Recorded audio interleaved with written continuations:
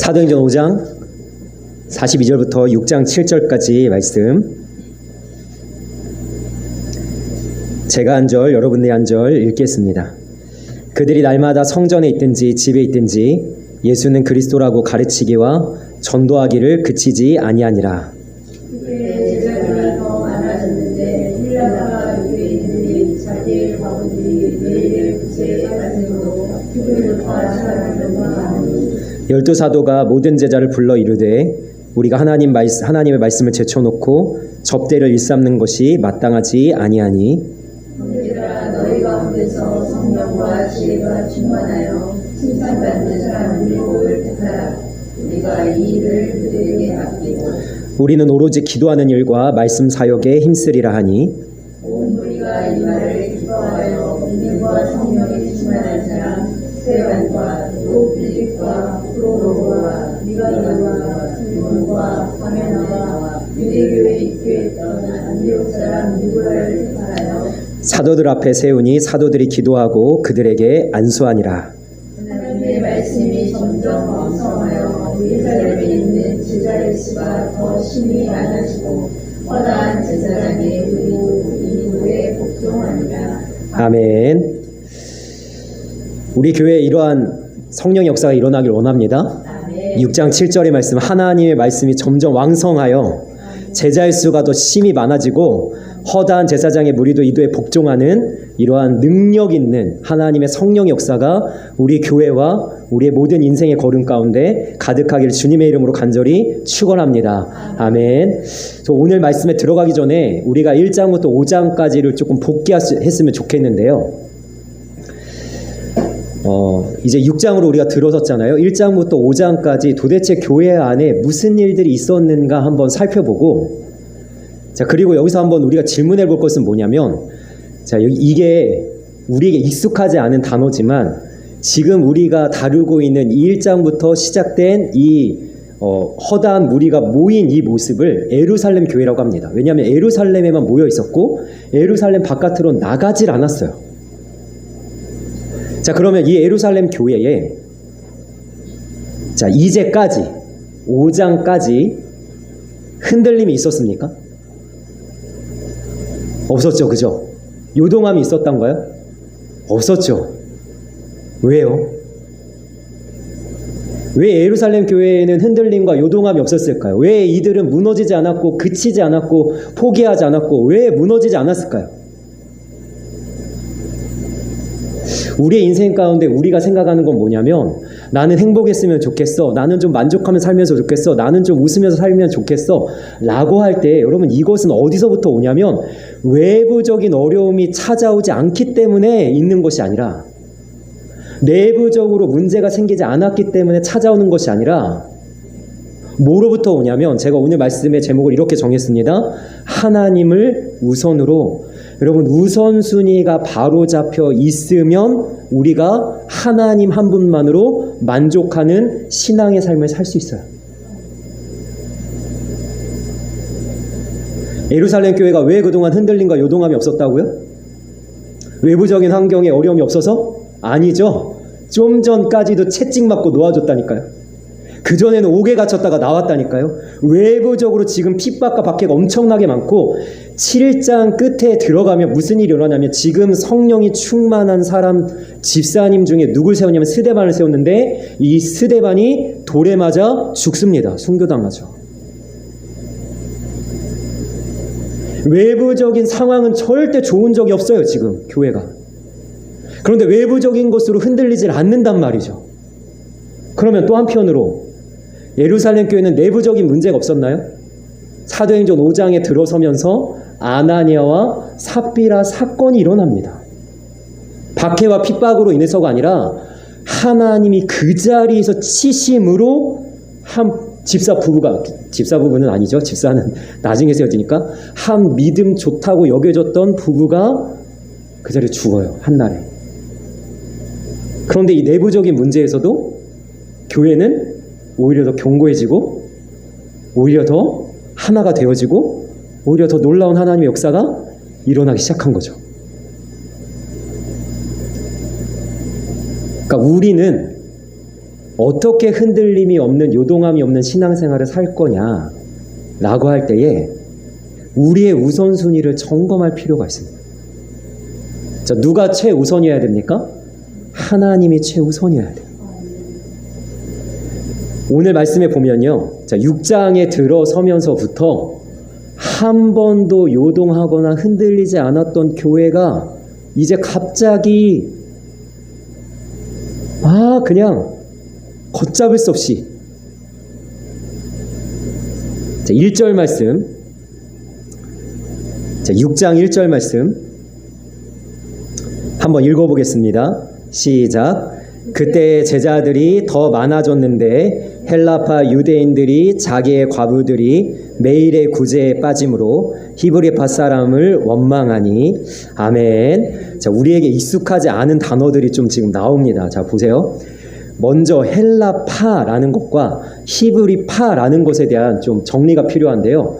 자, 예루살렘 교회의 중심은 누구였냐면 유대인들이에요.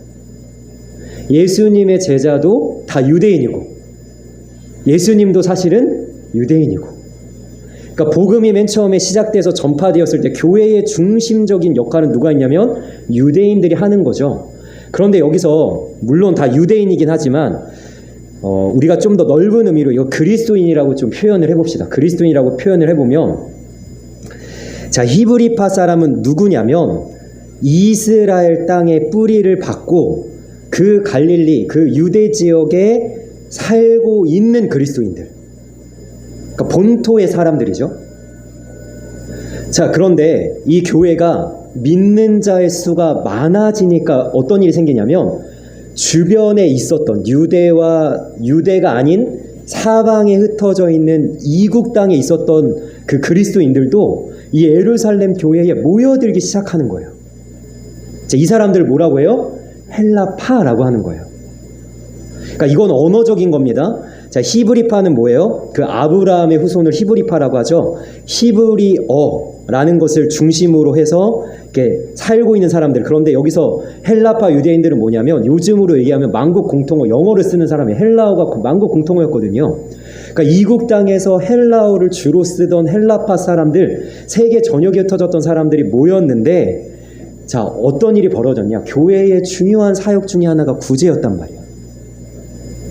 특별히 하나님께서 과부와 고아를 돌보라고 말씀하셨기 때문에 교회에서, 여러분 제가 좀 이따 살펴보겠지만 2장과 4장 끝에 보면 가난한 사람이 없을 정도로 땅을 팔고 집을 팔아 거기 모든 소유를 나누어 주므로 정말 사람들이 구제에 힘썼어요. 자, 문제는 뭐냐면 팔이 안으로 굽는다고. 원래 그 전까지는 교회가 히브리파 유대인들, 그리스도인들만 신경 썼으면 됐다니까요. 사람도 적었고 이것에 대해서 시간이 많이 할애되지도 않았어요. 그런데 구제에 힘쓰다 보니까 무슨 일이 벌어졌냐면 수많은 사람들이 모이다 보니까 이게 이제 우선순위에 밀려나는 사람들이 생긴 거예요. 자, 제가 좀 쉽게 설명하겠습니다. 우리 교회가 부흥이 많이 됐다고 해보세요. 그래서 부흥이 많이 돼가지고 여기에 일본 사람도 중국 사람도 저기 대만 사람도 막 앉아있다고 생각해보세요. 그런데 저희 교회가 구제를 한다고 해보세요. 구제를 막 하는데 그러면 구제에 누가 제일 먼저 우선순위겠어요? 우리 교회는 한국인들이 중심이 된 교회잖아요. 대한민국 사람으로 시작된 교회잖아요. 그러니까 당연히 한국 사람, 특별히 뭐예요? 우리 집사님, 우리 저기 누구 이러면서 관계가 그렇잖아요. 익숙한 사람들에게 구제헌금이 먼저 전달되고, 익숙하지 않은, 말도 잘 통하지 않는 중국 사람, 일본 사람, 이런 사람들은 배제가 되기 시작하는 거예요. 사실 옳진 않지만 배제가 돼. 어쩌다 보니까 배제가 되니까 교회 안에 처음으로 뭐가 생겨났냐면 원망의 소리가 생겨난 거예요.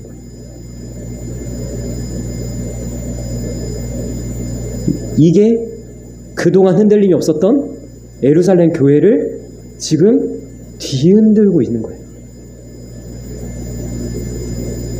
그런데 이것을 사도들이 바로잡는 것을 보면 사실 이것은 구제의 문제가 아니라 뭐의 문제였냐? 우선순위의 문제였다는 거죠. 그래서 제가 6장을 들어서는데도 5장 42절을 가져온 거예요. 자, 5장 42절 다 같이 한번 읽어보겠습니다. 시작. 그들이 날마다 성전에 있든지 집에 있든지 예수는 그리스도라고 가르치기와 전도하기를 그치지 않았다. 아멘. 자, 이들에게 우선순위가 있었어요. 예루살렘 교회. 자, 제가 맨 마지막 결론적으로 저희 교회의 우선순위에 대한 이야기를 할 텐데, 그러면 교회가 세워진 우선순위가 뭐죠? 예배하고, 교제하고, 전도하고, 선교하고, 그 다음에 차순위가 뭡니까? 구제예요. 구제도 중요한 사역입니다. 그러나 구제는 우선순위는 아니고 뭐라고요? 차순위입니다. 제가 예를 좀 들어볼게요. 저희 교회가 정말로 숫자가 많아지고 사역이 많아지고 막 여러 가지 일들이 많아지고 그 다음에 목사로서의 일정이 많아지는데, 제가 이제는 막 외부 사역이 너무 많아갖고 막 집회도 다니고 막 모임도 다니고 막 어디에 막 소속도 되고 막 이러다 보니까 제가 이제는 우리 교회에서 말씀을 전하고 예배를 하고 인도하고 이런 찬양을 준비하고 이런 것들, 성도님들을 돌보는 것에 소홀해지기 시작한다고 해보십시오. 교회가 어떻게 되겠어요? 거기서 무너지는 거예요.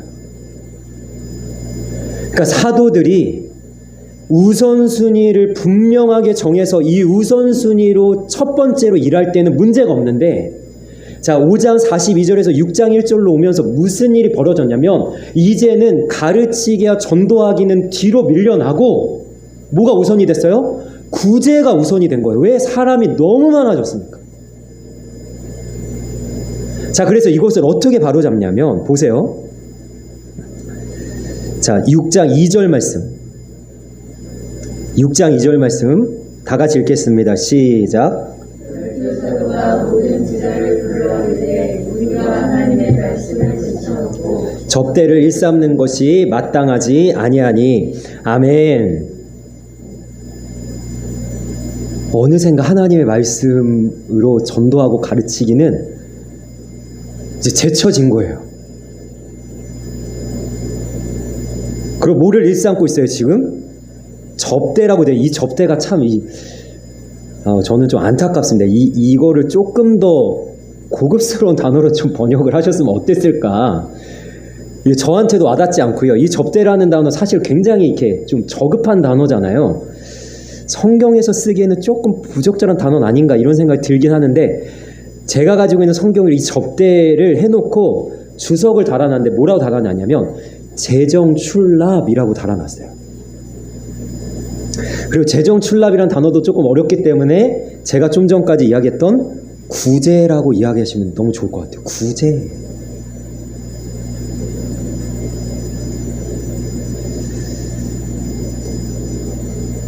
우리의 신앙생활에서 한번 점검을 해보셔야 돼요. 나는 왜 이렇게 불안하고 염려가 많고, 나는 왜 이렇게 불평이 많고 원망이 나오고, 내 안에서는 왜 이렇게 신앙이 흔들리고 믿음이 왜 이렇게 요동치나, 나는 왜 이렇게 믿음대로 잘 살질 못하고, 나는 누구의 말 한마디나 어떤 환경이나 어떤 외부적인 어떤 상황이나 아니면 내 감정적인 것에 왜 이렇게 많이 휘둘리는가? 그럼 한번 내가 만약 그렇다면 이 예루살렘 교회가 맞닥뜨린 이 문제와 내가 지금 이렇게 요동하고 흔들리는 문제를 한번 여러분 잘 생각해 보셔야 돼요. 어디에서 문제가 발생하냐? 우선순위가 뒤바뀌면서부터 문제가 발생하는 거예요. 그래서 우리 성도님들에게 제가 많은 요구를 하지 않고요. 제가 정말로 아마 한 가지 정도만 요구를 할 거예요. 뭐냐면 아침에 제일 먼저 눈 뜨고 제일 첫 시간 하나님을 생각하고 하나님께 드리십시오.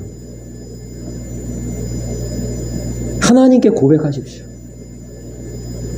아침에 내가 눈을 뜨면서부터 가장 우선으로 찾는 분, 핸드폰을 열기 전에, 내가 화장실에 가서 볼일을 보기 전에, 내가 집을 나갈 어떤 외출 준비를 하기 전에 내가 가장 먼저 생각하고 가장 먼저 사랑을 고백하고 가장 먼저 내가 내 시간을 드리는 분이 하나님이셔야 되고, 정말 할 수만 있다면 10분이라도 20분이라도 조금 더 일찍 일어나셔 말씀을 읽는 시간을 가장 먼저 가지시고 기도하는 시간을 가장 먼저 가지시기를 저는 부탁을 드리는 거예요. 왜? 나의 하루를 우선순위를 하나님께 둔다는 것이 뭘 드린다는 거예요?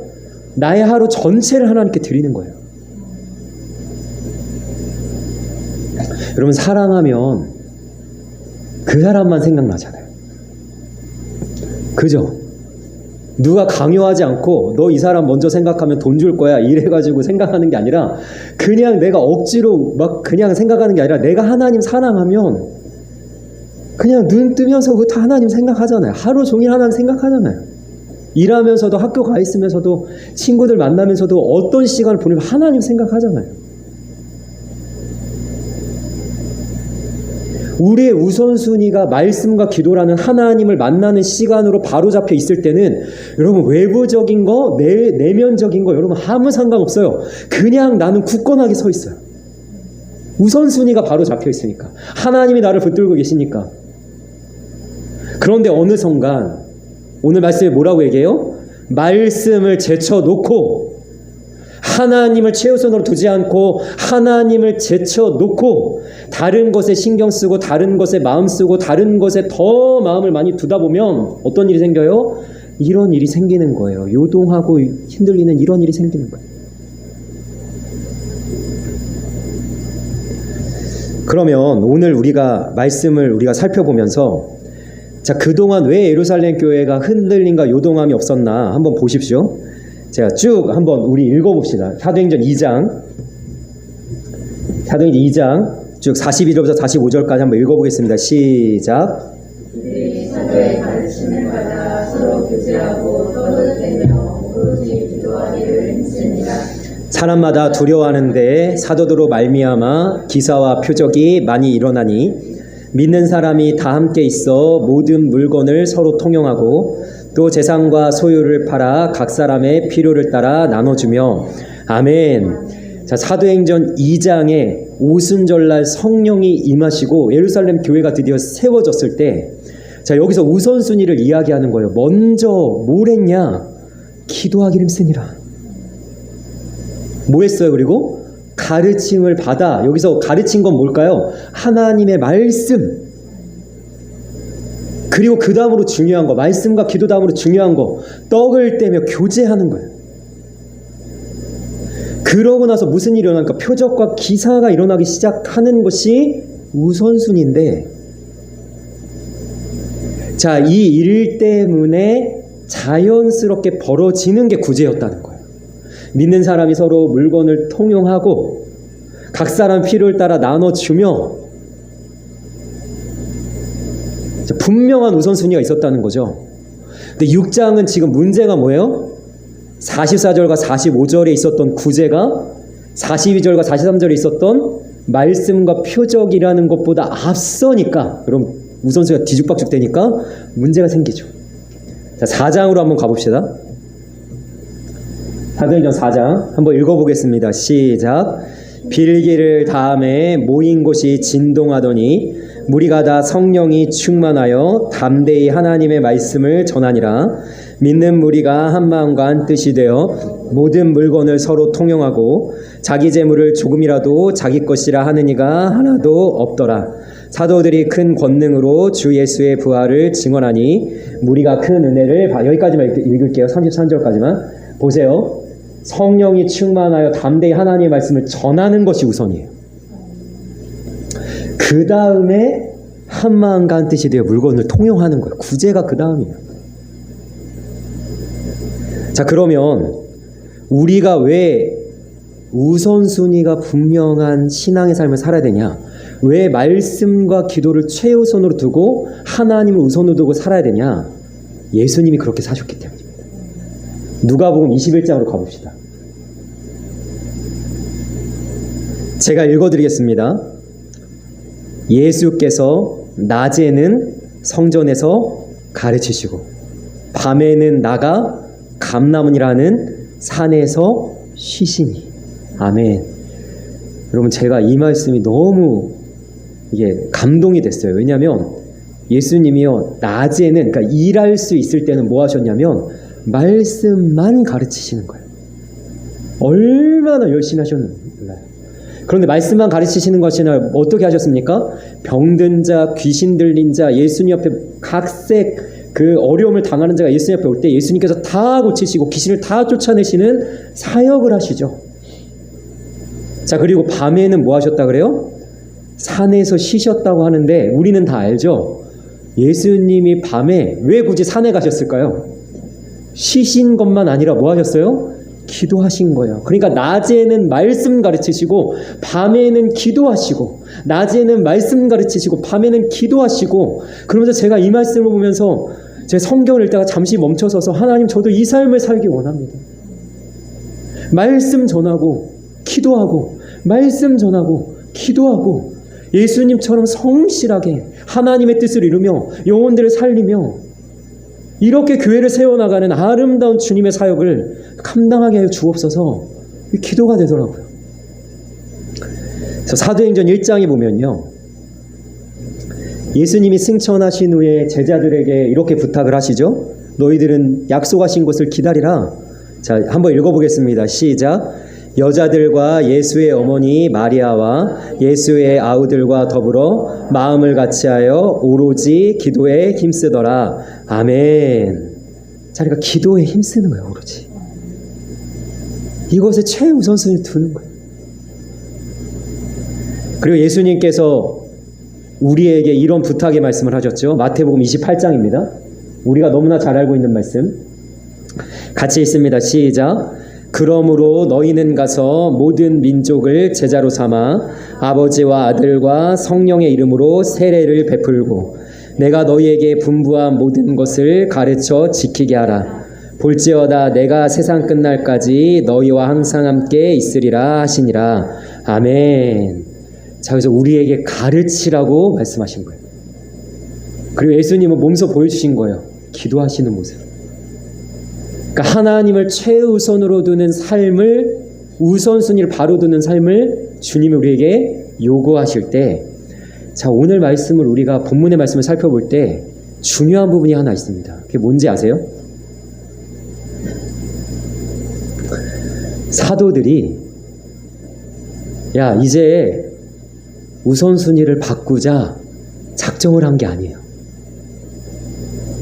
야, 언제까지 우리가 말씀과 기도에 전무할까? 야, 이것에 언제까지 우리가 우선순위를 둘까? 야, 이제 세대가 바뀌었어. 세상이 달라졌어. 야, 사람들이 이제 이것을 요구하지 않아. 그러니까 우리가 우선순위 좀 바꿔보자 라고 계획을 세워서 우선순위가 뒤바뀐 게 아니라 어떤 일이 벌어졌냐? 열심히 하나님의 일을 하는데, 그래서 하나님의 역사가 나타나는데 자신들도 모르게 우선순위가 바뀌고 있는 거예요. 그러니까 우리에게 이 말씀이 그래서 우리에게 경각심을 주는 겁니다. 저는 우리 성도님들이 나 하나님으로부터 멀어지고 말 거야, 나 하나님 말씀 그냥 제쳐둘 거야, 이렇게 작정하진 않는다고 생각해요. 우선순위가 뒤바뀔 때. 그런데 어떻게 내가 신앙생활 하다 보니까 어느샌가 내가 열심히 하다가 내가 그냥 하나님의 일들 막 감당하다 보니까 나도 모르게 그냥, 그죠? 이 사도들이 했던 일들처럼 나도 모르게 그냥 우선순위가 바뀌는 경우들이 있다니까요. 왜 우선순위가 바뀌었을까요? 우리가 지난주에 살펴봤죠. 성령님께서 강력하게 역사하시는데 허다한 무리가 모이는 거예요. 사도행전 2장에는 3,000명, 사도행전 3장에는 안진뱅이를 일으켰더니 5,000명, 그 다음에 여기서 5장에서는 뭐예요? 허다한 무리가 주님께 돌아오는 일이 벌어지는데 이것은 성령님의 역사 아닙니까? 놀라운 하나님의 은혜 아닙니까? 사람들이 엄청나게 교회에 모여들기 시작한 거예요. 너무 좋잖아요. 얼마나 좋아요. 그런데 그걸로 인해서 뜻하지 않게 우선순위가 바뀐 거야.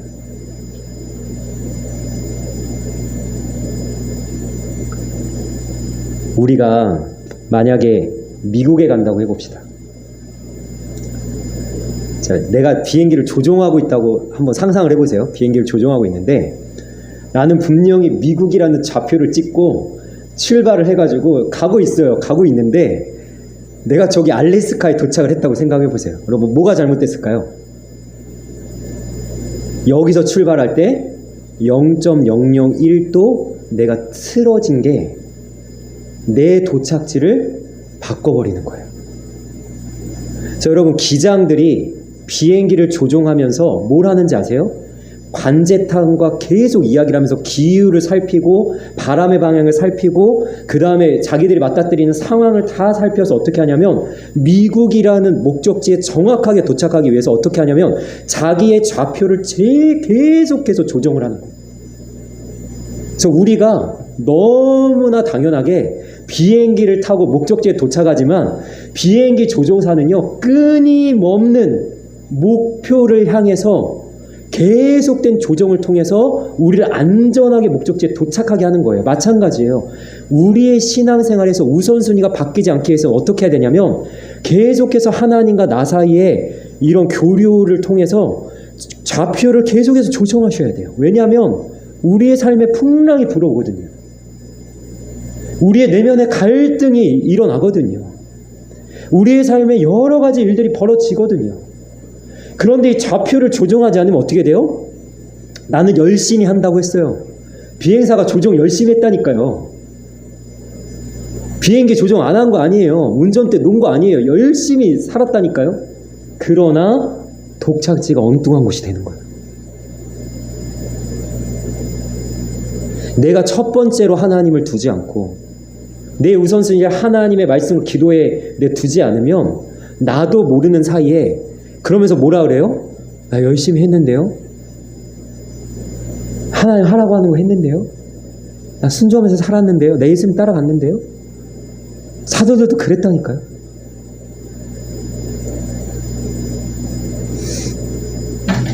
그래서 이들이 바로잡는 모습을 한번 살펴보면요.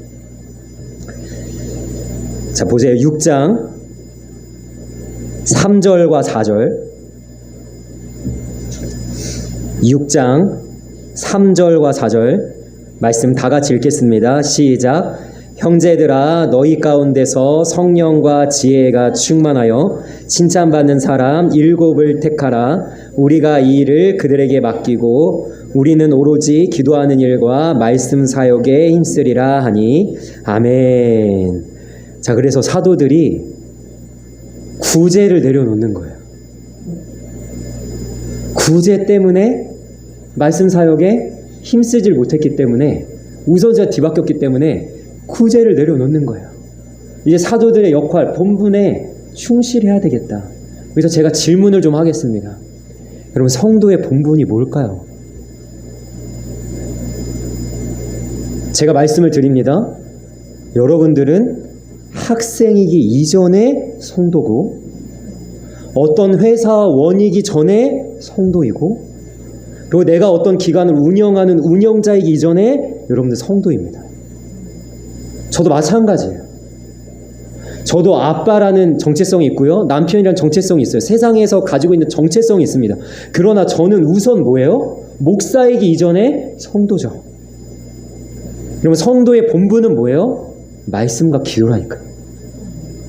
다른 거 중요한 일들 있어요. 집안을 돌아봐야 되고 학생으로서 공부해야 되고 내가 기관을 내가 운영해야 되고 내가 여러 가지 일들이 많지만 그 일들 가운데 최우선을 뭘 두냐면 하나님을 만나고 하나님과 교제하고 하나님과 관계 맺는 곳에 여러분 두셔야 된다는 거예요. 지난주 말씀 기억하십니까? 성도의 권위가 어디에서 온다고 했어요? 하나님을 얼마나 가까이 하느냐에 오는 거예요. 우리의 정체성은 하나님부터 오는 거예요. 하나님이랑 틀어지면 성도는 아무것도 아니에요. 목사도 마찬가지예요. 하나님이랑 틀어진 채 제가 전하는 말씀이 무슨 능력이 있겠으며 하나님과 관계가 제대로 맺어지지 않는 저의 목회 사역에 무슨 열매가 있겠어요.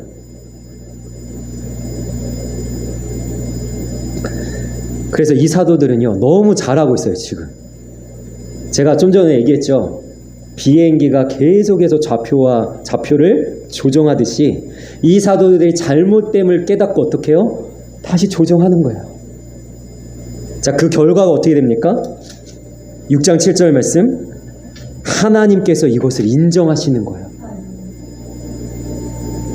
하나님의 말씀이 점점 흥황하여 예루살렘에 있는 제자의 수가 더 심히 많아지고 허다한 제사장의 무리도 이도에 복종하니라. 아멘.